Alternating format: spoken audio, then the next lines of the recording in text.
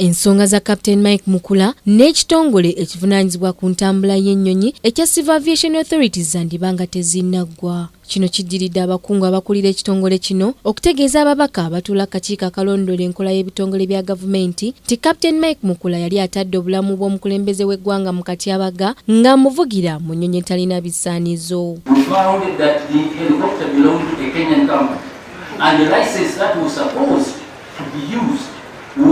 Limiting that helicopter to domestic operations in Kenya. Kino kiddiridde ababaka okusaba abakungu bano bannyonnyole embiranye gye balina ne Captain Mike Mukula era ne bategeeza nti Mukula tayagala kumulungamya. Enyonyi yagije Kenya. Kenya nga yo ba eyo enyonyi helicopter nga bajiwa license omwezi gumu.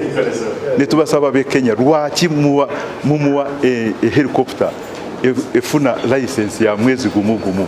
Wana ababaka we basinzidde ne bategeeza nti Captain Mike Mukula asaana gye yeewozeeko. Kyenyamiza nti obulamu bwa omukulembeze w'eggwanga gwe yabuusizaamu yabuteeka mu katyabaga k'amaanyi.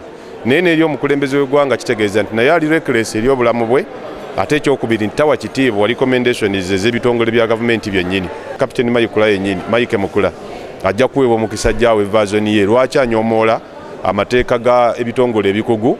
Ye muvuzi wa nnyonyi tukimanyi naye ate si mukugu mu mulimu gwa kutambuza nnyonyi mu bbanga. Ennyonyi gya Honorable Mukula gya wa President wa Uganda yali tesaanidde kubuuka.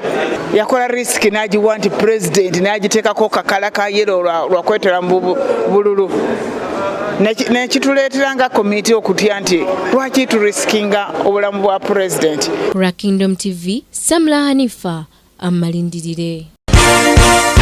This is Kingdom TV.